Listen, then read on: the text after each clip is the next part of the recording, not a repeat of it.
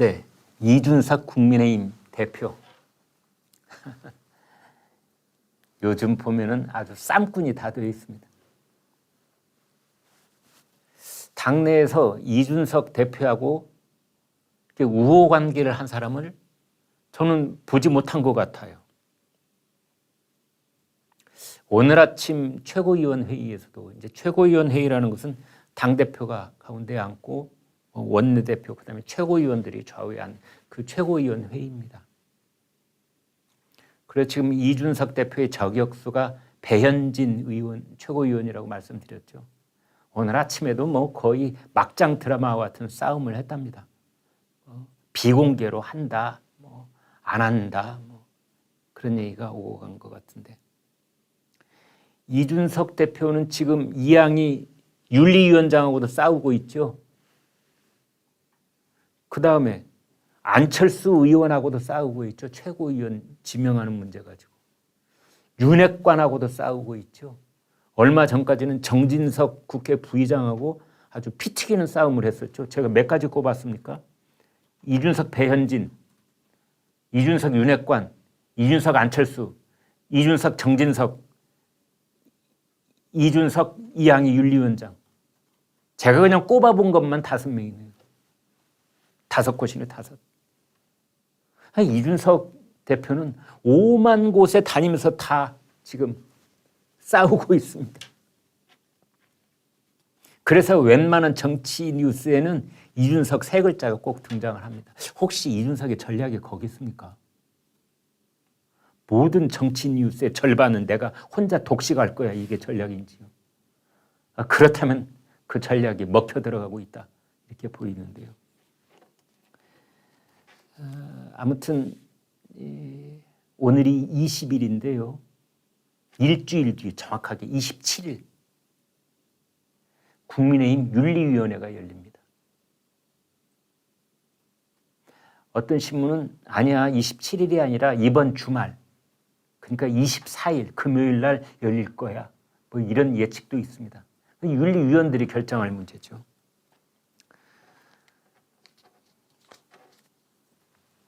그런데 지금 그 이양희 윤리위원장이 해외 출장을 마치고 귀국을 했는데 이렇게 말했습니다. 윤리위원회에 대한 추측성 정치 해석과 당 사무처의 부적절한 업무 처리로 정상적인 활동에 심각한 지장을 받고 있다. 이것을 말을 바꾸면 이준석 때문에 제대로 활동을 못하고 있다 이런 뜻입니다. 당 사무처 정치적 해석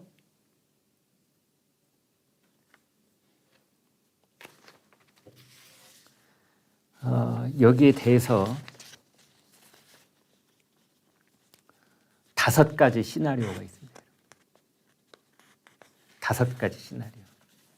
그걸 간략하고 핵심만 집어서 말씀을 드리겠습니다. 윤리위원회의 결정에 따라서 5가지 시나리오. 첫 번째, 윤리위원회가 기각을 해버리는 겁니다. 아니 이건 징계사항 아니야. 이준석 대표가 가장 바라고 있는 결정일 겁니다. 오매불망 기각이 됐으면. 근데 대부분의 국민의힘 당 내부에서도 그럴 리는 없을 것이다. 왜? 이양희 윤리위원장 자체가 지금 이준석하고 이렇게 부딪히고 있거든요. 곱게 물러날 리는 없다. 두 번째는 뭐냐? 지금 이제 징계의 단계는 제가 여러 번 말씀드리는데 맨 가벼운 아래 단계가 경고, 그 다음 단계가 당원권 정지, 그 다음이 탈당 권고, 가장 무거운 징계가 제명입니다. 그런데 여기에서 이준석의 발목에 확실하게 쇠고랑을 채우는 것이 제명이 아니라요. 탈당 권고랍니다. 탈당 권고. 왜 그러냐 하면요.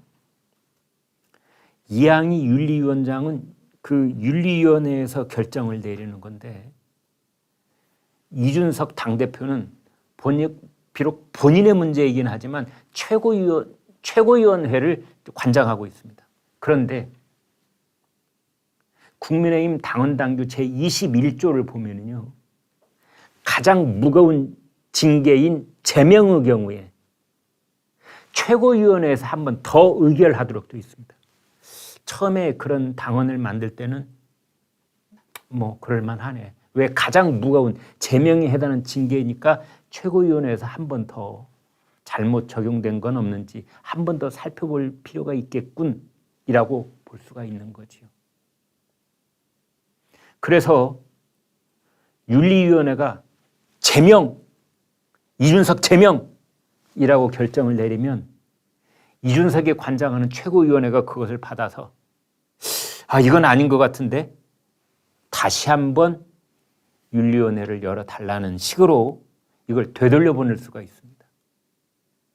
그런데 세 번째로 무거운 징계인 이 탈당 권고, 이거는 어떻게 되어 있느냐? 최고위원회에 갈 필요가 없어요. 탈당 권고가 내려진 뒤로 그 정해진 10일 이내에 탈당 신고서를 내야 됩니다. 그러니까 윤리위원회가 이준석 탈당하세요 라고 권고를 하는 결정을 내렸으면 10일 이내에 탈당하겠습니다 하고 신고를 해야 되는데, 만약 그것을 안 하면 당은 그날부로 제명을 시키는 겁니다. 자진 탈당 신고서를 안 내면 그날부로. 그러니까 자퇴하겠습니다. 자퇴를 하고 뭐 다른 쪽으로 전학을 가는 길을 모색해 보겠습니다. 이렇게 하면 받아주는데 10일 동안의 말미를 줬는데도 자퇴를 하지 않으면 너는 퇴학! 이렇게 되는 겁니다. 그런데 이 탈당 권고와 10일 동안의 유예 기간과 그걸 하지 않았을 때 제명 처리를 하는 것은 최고위원회하고 관계가 없습니다. 따라서 이준석의 가장 안 좋은 결정은 탈당 권고. 가장 센 징계인 제명이 아니라 오히려 그 다음 단계인 탈당 권고가 가장 안 좋은 징계 결정이다. 이런 얘기가 있습니다. 그래서 제가 5가지 시나리오가 있다고 했죠. 그거를 하나씩 짚어드리면, 첫 번째는 기각, 이준석이 오매불망파라고 했는 것. 두 번째는 당원권 정지. 당원권 정지. 당원권을 정지하면은 최다는 3개월, 최장은 3년까지 당원권 정지를 할 수 있게 되어 있습니다. 그 앞에 경고가 있습니다. 경고. 죄송합니다. 이제 경고를 받게 되면 두 번째 시나리오가 경고인 셈인데요. 경고를 받게 되면은 이준석 대표가 당 대표직을 유지는 할 수 있지만 정치적으로 엄청난 타격을 받는다. 이렇게 봐야 되거든요. 왜냐하면은 대전에 내려가서 술 얻어먹고 뭐 여성하고 잠자고 그런 부분에 대해서, 특히 그 부분에 관한 증거 인멸 교사 혹은 품위 유지에 문제가 있었다는 것을 윤리위원회가 부분적으로 인정하는 결과였더군요. 그래서 정치적으로 타격이 있을 것이다. 두 번째, 경고. 세 번째가 당원권 정지. 당원권 정지를 당하면 피선거권이 없어진다고 보고 이준석 대표는 당대표직에 있기가 어려울 거다. 이런 분석이 대체적입니다. 그 다음에 네 번째 시나리오는 지금 말씀드린 탈당 권고. 다섯 번째는 지금까지 말씀드린 제명. 이렇게 있습니다. 근데 이러한 것들 중에 이준석 대표한테 가장 안 좋은 것은 네 번째, 탈당 권고.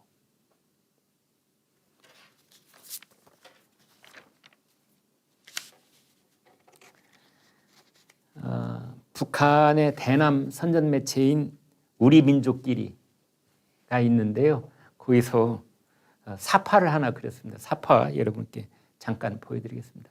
저렇게 돼 있는데 왼쪽 오른쪽에 뭐 침을 줄줄 흘리고 있는 늑대가 있죠. 하나는 하이에나, 오른쪽은 하이에나, 왼쪽은 늑대 같습니다. 이제 가운데 있는 고양이도 상당히 얼굴이 사나워 보이는데요. 성깔이 좀 있어 보이는 고양이 같은데, 가운데 있는 게 이준석이고 왼쪽에 있는 게 윤핵관, 오른쪽에 있는 게 안철수라는 겁니다.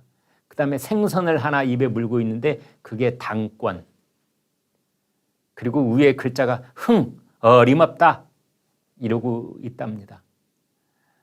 그래서 지금 당권을 입에 물고 있는 이준석 대표가 어림없다, 어딜 감히 나는 절대 내 입에서 놓지 않을 테야 그러고 있는데 이제 이쪽에 윤핵관. 제가 지금 이준석 대표는 어디 안 싸우는 곳이 없다고 그랬죠. 정진석 국회 부의장이 좌장으로 있는 윤핵관하고도 싸우고 있고 지금 오늘까지도 뭐 안철수 의원하고도 싸우고 있고 안철수 의원하고는 서로 그 감정의 앙금이 10년째 됐습니다. 그런데 고향이 이제 이준석은 당권이라는 생선을 물고 안 놔주고 있다는 겁니다. 저 양쪽에 지금 화면에서 보시는 것처럼 늑대하고 하이에나한테 잡아먹히면 생선을 빼앗기는 건 고사하고 본인이 잡아먹힐 가능성이 있겠어요. 이제 여기에 대해서 이준석 대표가 이렇게 말했습니다. 북한 만화에까지 등장하다니 영광입니다. 북한은 그러나 신경 꺼라.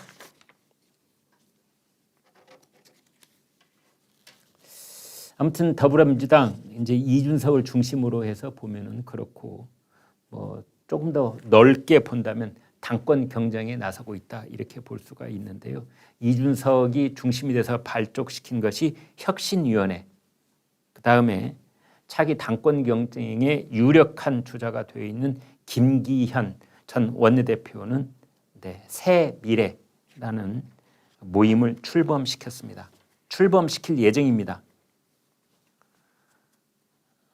그런데 김기현 전 원내대표가 출범할 예정인 새미래 여기에는 국민의힘 소속 의원 115명 중에서 50여 명이 참여 의사를 밝혔답니다. 그래서 지금 제 보기에 김기현 전 원내대표가 이끌 예정인 새미래라는 모임이 국민의힘에서 가장 강력한 모임이 될 가능성이 있다. 이런 얘기까지 나와 있습니다.